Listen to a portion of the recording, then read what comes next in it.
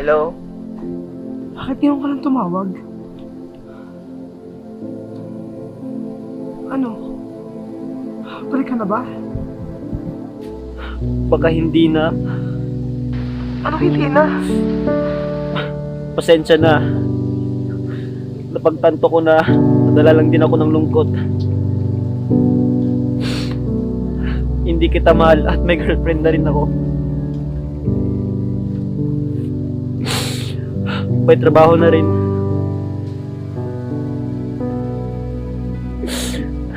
Kaya sana maintindihan mo ako.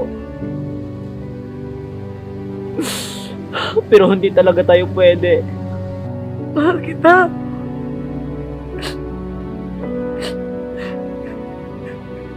Bakit ka na? Sabi mo mahal mo rin ako.